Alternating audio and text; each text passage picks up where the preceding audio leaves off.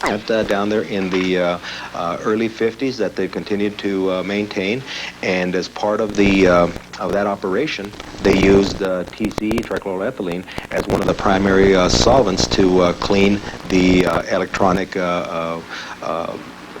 gadgetry that they were using, and it was being dumped. The community ultimately won a huge settlement from Hughes, but then they learned that the city had known about Hughes's dumping for more than 30 years.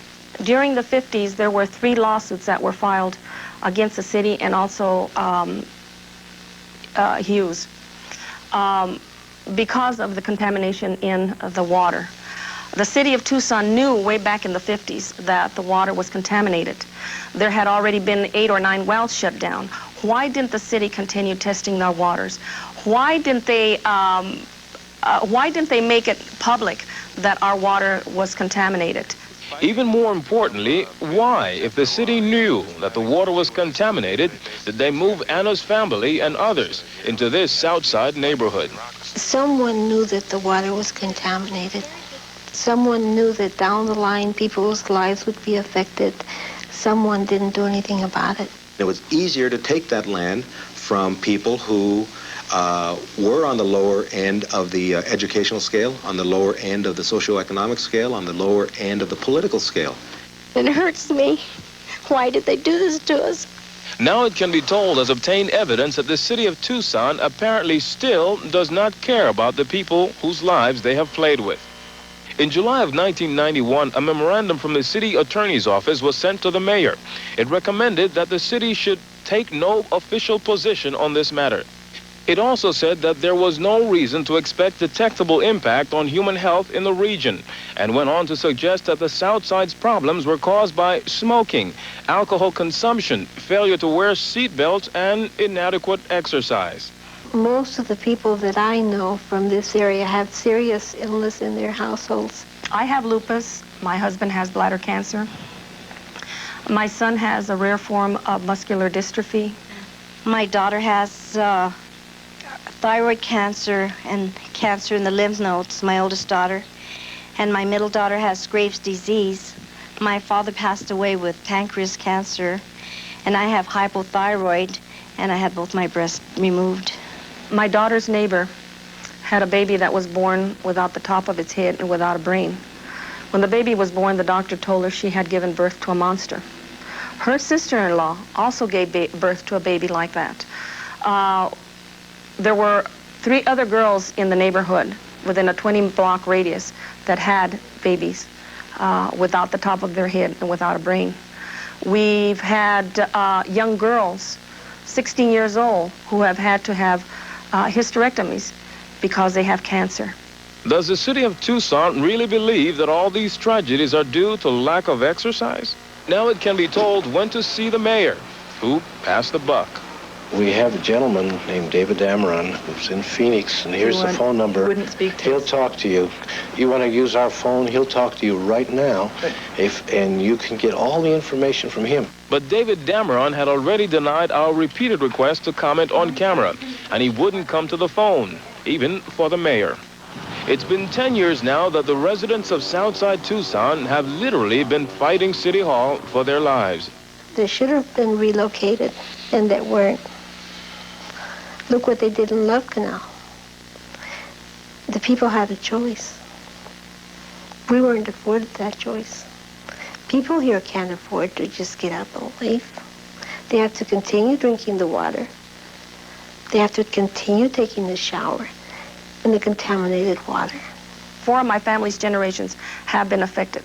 And I don't know just how much more into the future we will feel the effect.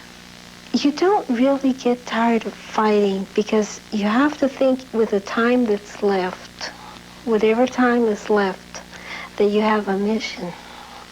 Those that are here, we have a mission to keep the children alive. Keeping the children alive. I went to college in Tucson. I would hate to think that that city knew something as demonically evil as poison water and didn't tell the people of the town. It just is, would be appalling. We'll dig to the bottom of it. We'll keep the pressure on. We'll let you know what happens. We have lots more for you today. Tucson, Arizona. The 600,000 residents of this desert city rely entirely on underground supplies for their drinking water. This neighborhood is known as the South Side. More than 1,000 of its residents are in court. They say their water has been poisoned. The source, they say, lies about 2 miles from the South Side neighborhood. They contend a cancer-causing chemical from this Air Force plant has polluted their water. The plant is operated under government contract by the Hughes Aircraft Company. The story behind the case is a complicated one. It goes back to the mid-50s when toxic waste from the plant was pumped into the desert. The South Side residents say it seeped underground, entered the aquifer, and flowed into their wells. People who grew up in the neighborhood drank that water for much of their lives. Melinda Gonzalez went to high school here in the mid-1960s, and so did her future husband, Rick. Melinda now teaches school in the neighborhood, and Rick is a lawyer. About 10 years ago, they became concerned for their friends. It seems like a lot of times we would hear stories. Someone would say, oh, did you know that so-and-so now has a brain tumor? Did you know that someone died of leukemia? And the list became endless, and it came to the point that we started keeping a list because there were so many people. They were people in our age group, which really concerned me. I got to the point where my wife and I concluded that there had to be something unusual about this neighborhood, since it was always our friends. It wasn't until the wells were closed in 1981, and when I'll never forget getting the paper that morning and seeing it in the headlines and thinking, this has to be it. This has to have some connection to what we've been seeing, what's been going on in the community. So Rick filed a lawsuit on behalf of their friends and hundreds of other residents. Hughes and later the Air Force were named. This community's drinking water wells had levels of trichloroethylene, TCE, as high as 200 parts per billion. The Arizona standard is 5 parts per billion in drinking water. In 1985, the EPA identified TCE as a probable cause of human cancer.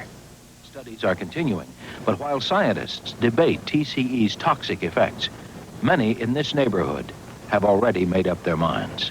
I was starting to notice some changes. I would walk down the hallway and I'd bump my head on the walls. My balance was just really bad. People would tell me, what's wrong with your voice? You know, you're talking funny. But I didn't notice any difference. Barbara Valenzuela grew up in the neighborhood. She went to Sunnyside High in the late 60s and early 70s. Well, when he told me, it was like a shock. You know, this isn't happening to me. A tumor, what are you talking about? Valenzuela has had 3 non-cancerous brain tumors removed. She is partially paralyzed and deaf. I think what I miss the most is not being able to hear my kids talk. No doctor can directly link water pollution to Valenzuela's problems, but she makes sure her family only drinks purified water, and she still worries about them. I would hate for them to be sick, for anything like this to happen to them. And still, when they complain of a headache or an earache or anything like that, I'll rush them to the doctor, but it scares me. And Barbara Valenzuela isn't alone in her fears. Some who live on this street say they have every reason to be afraid. We have 23 cases of cancer, and I feel it's like a nightmare. On this house, a friend of mine died with cancer, and there's skin cancer on this house. I have cancer, thyroid cancer, and my mother has breast cancer, and the people who lived there before us, the mother and the daughter, had cancer also. Sharon Flowers and Marie Sosa's claim has never been supported by a physician, but they're still taking no chances. And I've only given her bottled water. I've never given her tap water.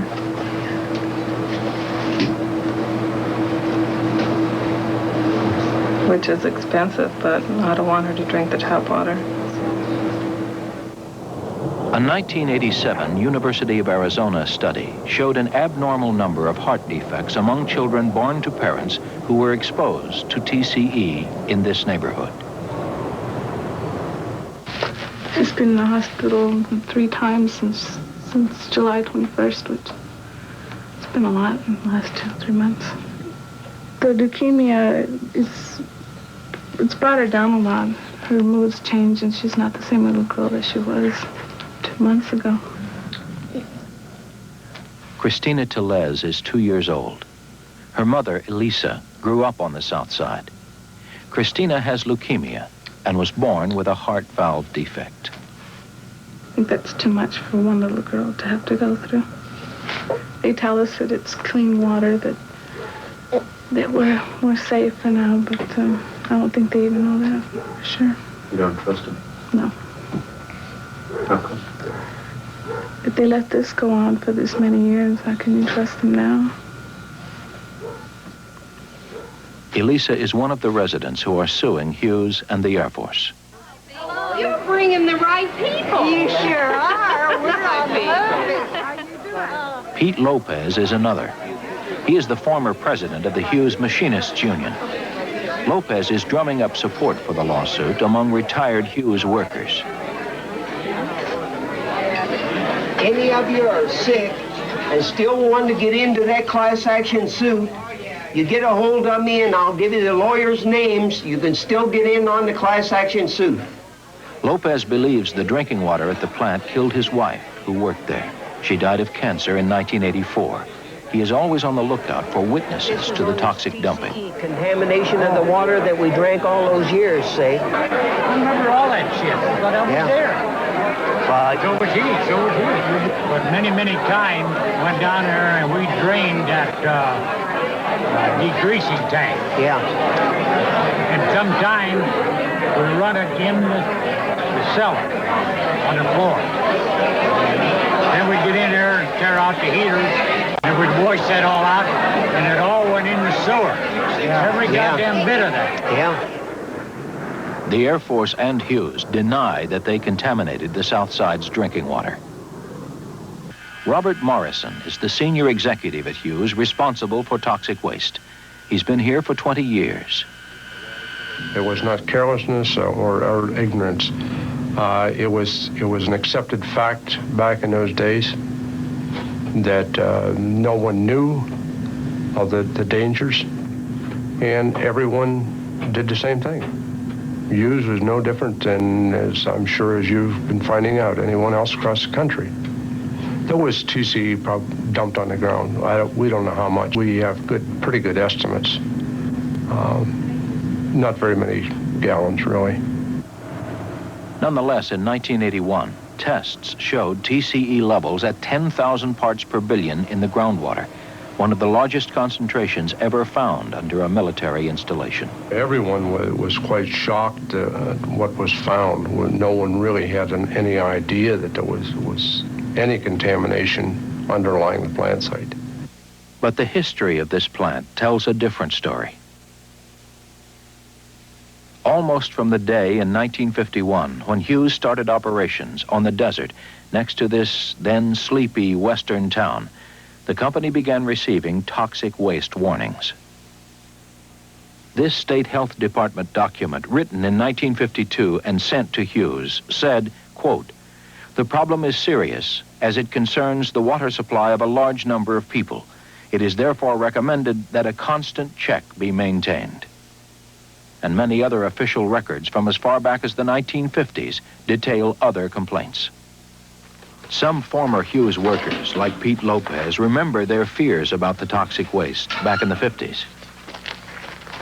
I used to go out at dinner time to, take a walk. And when we walked down, there was a little road along this ditch that they kept cleaned off.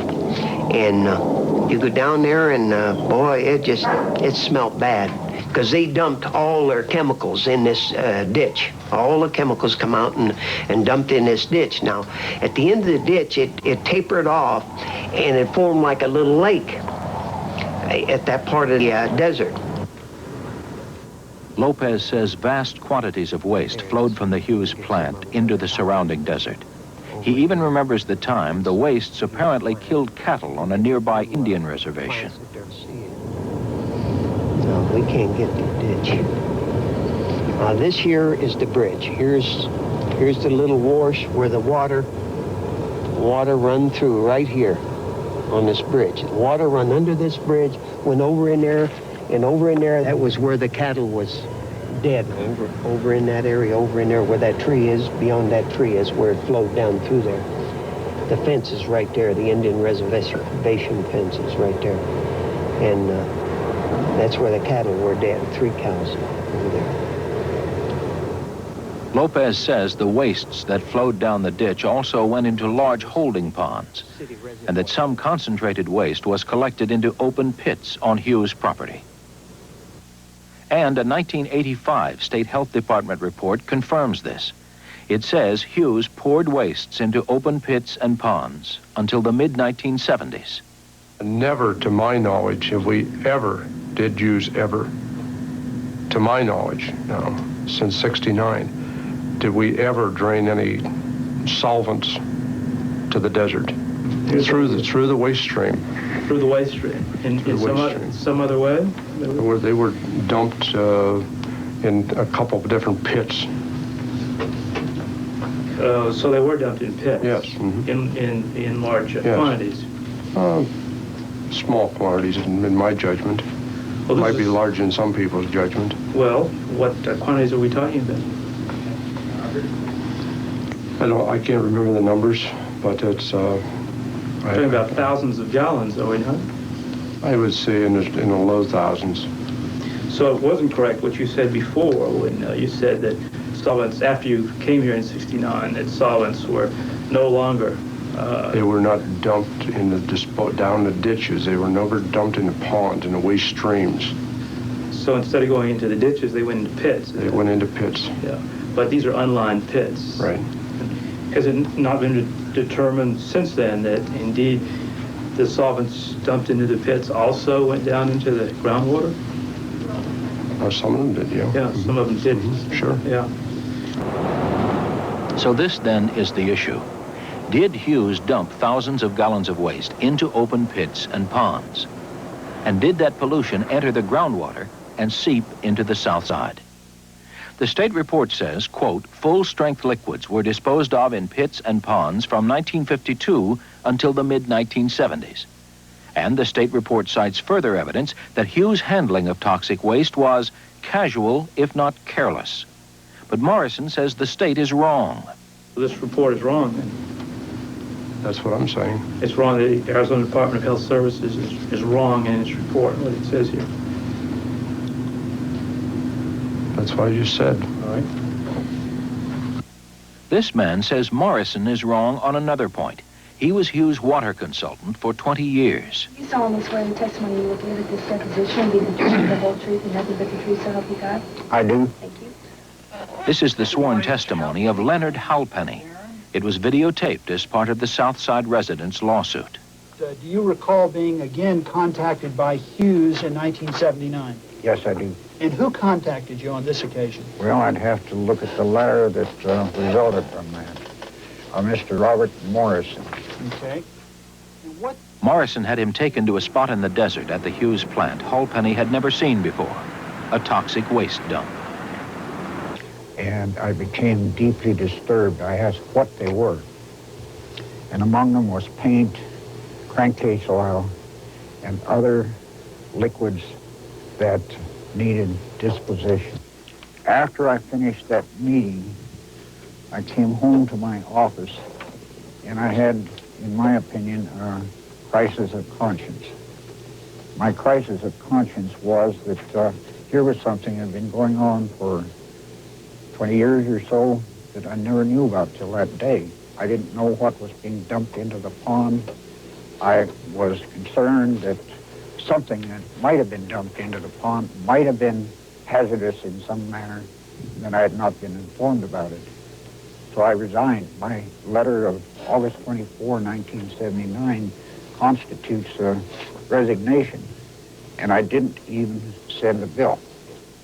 Do you know why that was, that he was no longer willing to work for Hughes Aircraft? I don't have any idea.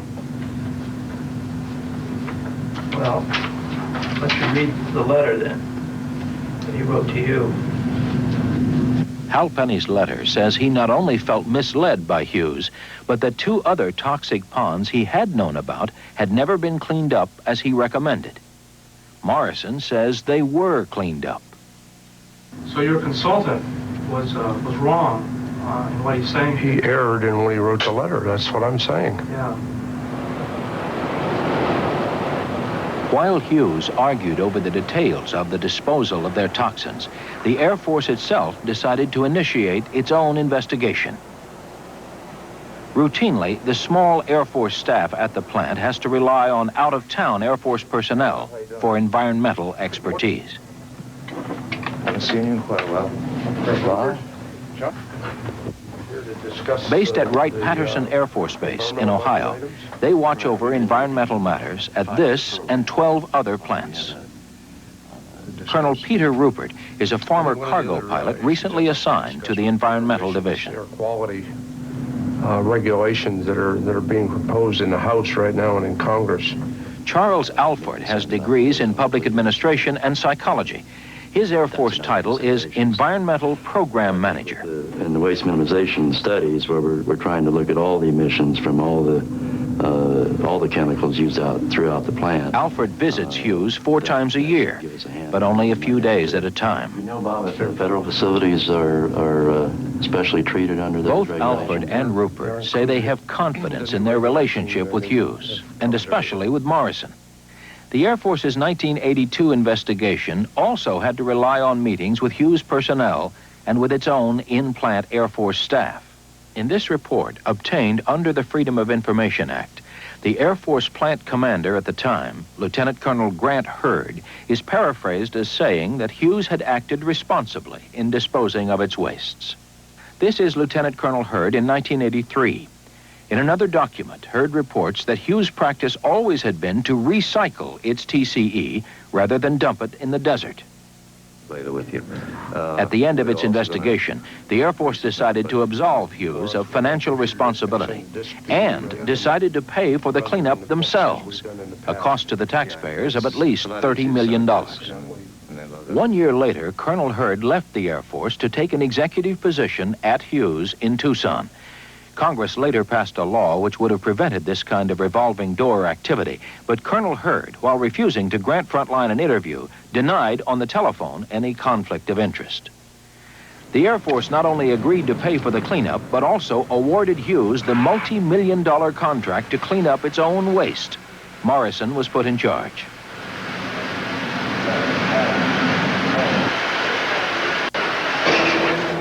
What he built was a state-of-the-art facility to clean up the toxic waste. Wells are sunk into the underground pollution. It is pumped up and monitored by these computers. After it is run through these filter tanks, it is sent back into the ground. In the past, the pollution that was dumped in the desert flowed north towards Tucson, while some pollution came from sources like the airport. By 1985, the EPA had estimated that the pollution covered a 4 square mile area and that most of it came from Hughes. But Hughes and the Air Force say they only contributed 1/3 of the pollution, and it stops at this highway. The highway borders the south side. So the chances of the south side residents getting a state-of-the-art facility to clean up their groundwater depends on the outcome of a long bureaucratic battle between the Air Force and the EPA, leaving a lot of residents still angry about why they think it happened in the first place.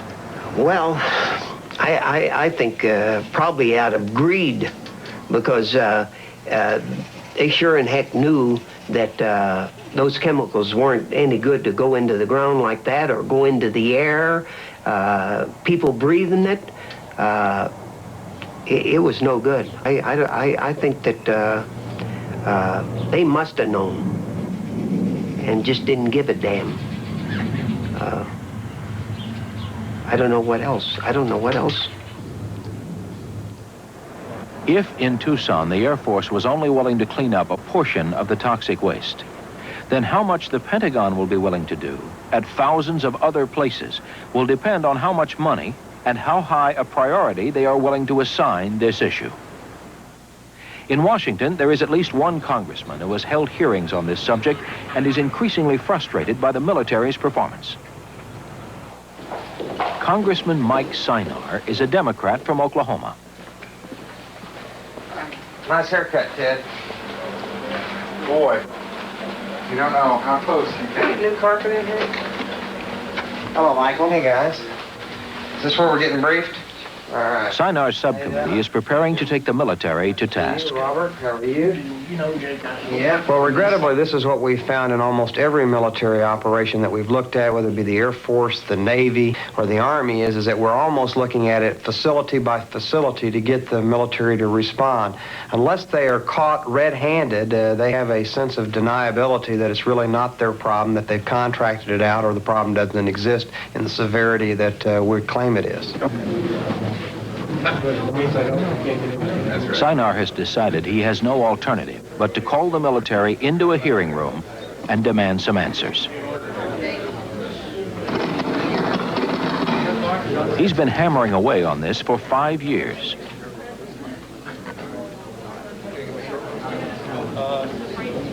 Today, all the top military environmental officials are in the hearing room.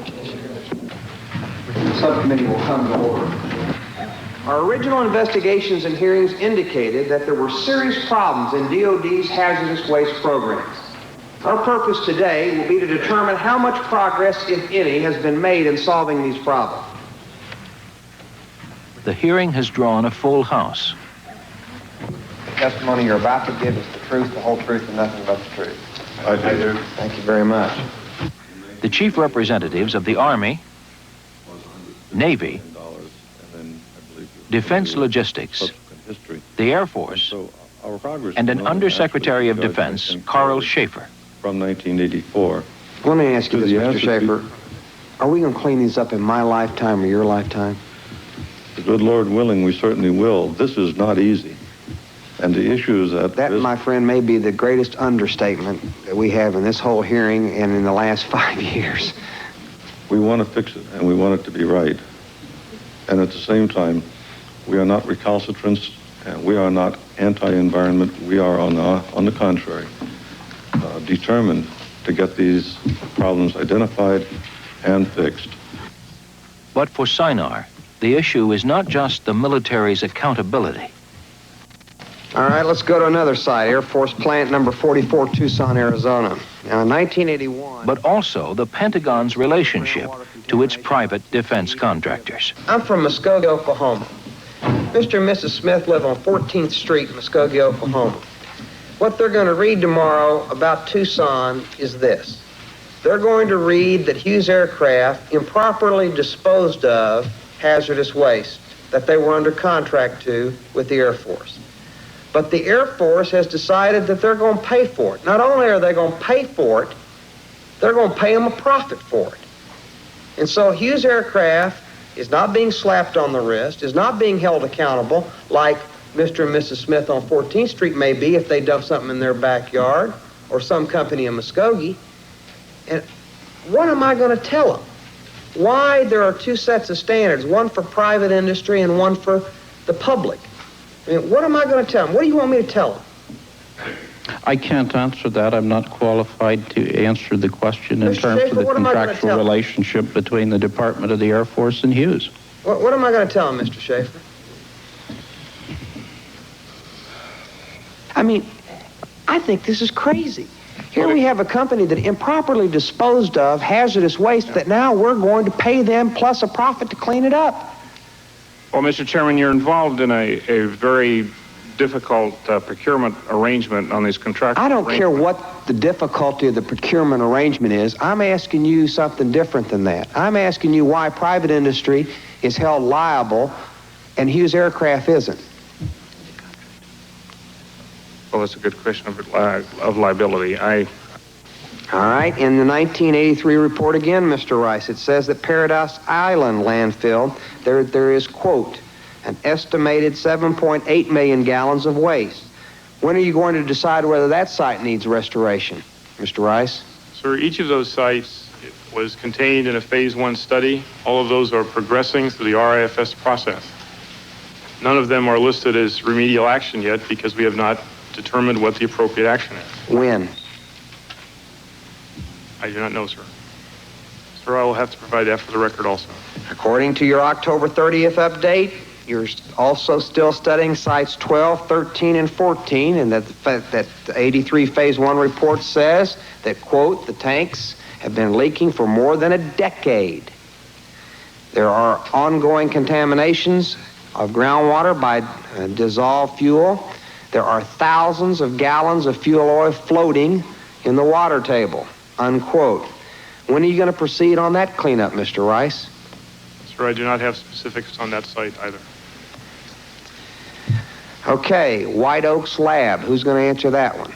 Who's in charge of that one? It is a naval facility, sir. Can you answer anything about that one? No, sir. Did you tell these other guys to be prepared? Did you all meet?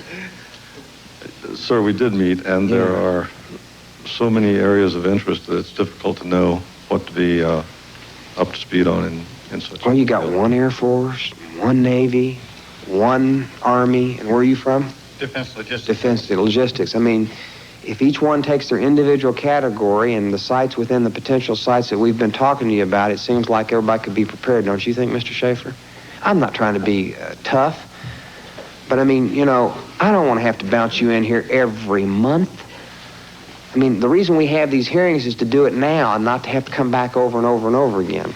Let me go on. The Inspector General report states, quote, fragmented policies, lack of effective structured management, lack of communication at all levels. You know, nearly every installation commander and staff visited indicated that they believed that they were not receiving adequate guidance and support, unquote.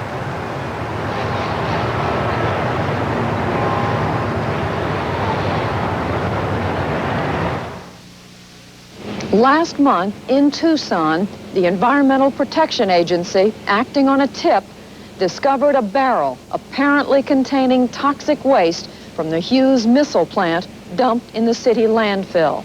Hughes had always denied that it was dumping any waste there. After the inspection, Hughes environmental officer Robert Morrison was suspended from his duties at the plant pending further investigation of the dumping. In Tennessee, despite the Army's protests, the Milan ammunition plant remains on the EPA's Superfund list of the most dangerous toxic waste sites. And in Jacksonville, Florida, there is still no sign of a settlement between the Navy and the people who lived on Hips Road. I'm Judy Woodruff. Good night. Next week on Frontline. Called election last night on Tucson's TCE problem, plus a report on what to do. The graying of Tucson is greening our economy. Reaction to a national news report on Tucson's TCE problem and what to do with the tons of Tucson garbage. Illustrated for Tuesday evening, April the 12th, 1988. We'll have our top story. It's coming up after these Arizona. Aired last night here on Channel 6. The Frontline report on PBS focused on the groundwater contamination problem in southwest Tucson. Our science producer, John McClary, has this report. Tucson attorney Richard Gonzalez appeared in the Frontline report. He is suing Hughes and the Air Force on behalf of Tucson residents claiming the chemical solvent trichloroethylene, or TCE, contaminated their water, resulting in unusually high rates of cancer and birth defects. I think the common denominator that I saw running through all three incidents that were highlighted by the program focused on the human suffering. I think we tend to lose sight when we find ourselves in the middle of these type of crises on the human toll, the human impact that it has, the degree of frustration that the citizens who are the victims in these types of cases have to suffer through. The three communities examined in the Frontline program were Jacksonville, Florida, Milan, Tennessee, and Tucson, Arizona. Rose Augustine, a concerned citizen who used to live in the area, watched Frontline last night and had this reaction to Hughes being awarded the contract to clean up the TCE. There should be an investigation as to where the money has gone that the Air Force has awarded Hughes for the cleanup. I think that there should be an accounting of that money. I also believe there should be an investigation as to why Hughes was awarded that contract. Who was responsible for awarding that contract to Hughes? Where do you think it should have gone? To other contractors, not to the polluter, definitely. The TCE cleanup is well underway, but will take another 9 years, according to the experts. And Gonzalez' overall reaction to the Frontline program is positive. Overall, I think they did a very balanced job. Of course, we've got to understand that the issue is not that simple. It's much more complex, and the arguments on both sides are much more complex and much deeper than what they were able to present within the given time limits. But as with any story, there is more than one side to be told. Hughes Aircraft Corporation, operating Air Force Plant number 44, has their side of the story to tell as well. In a statement issued by Hughes, they characterized last night's Frontline program as presenting a distorted and incomplete picture of the environmental programs at U.S. Air Force Plant 44. They declined comment on issues in litigation, but did respond to others, stating Hughes Aircraft Company has made no profit with the groundwater treatment facility. All government-funded work has been performed under a cost contract with no fee or profit charged. They also stated that the documentary raises questions as to why the Air Force is paying for the cleanup instead of Hughes. The Air Force owns Plant 44 and the land on which it is situated. Its funding of the cleanup effort is consistent with the long-standing terms of Hughes' contract with the Air Force to operate the plant. The next event in this ongoing story of TCE in our community will be motions heard in the courts. Is often sold in health food stores. Well, a federal EPA official is in Tucson to find out what the public thinks about Burr Brown's agreement to clean up one contaminated spot. Sandy Rathbun has more. The TCE contamination sits in the groundwater under Burr Brown. The microelectronics manufacturing firm says it's not the source of the pollution. Still, it's agreed to clean it up. Burr Brown plans to do that by pumping polluted water out of the ground and through towers where air will remove the TCE. Eventually, the cleaned up water will be dumped into the county sewer system, and the removed TCE will be released into the atmosphere. But is that cleanup plant good enough?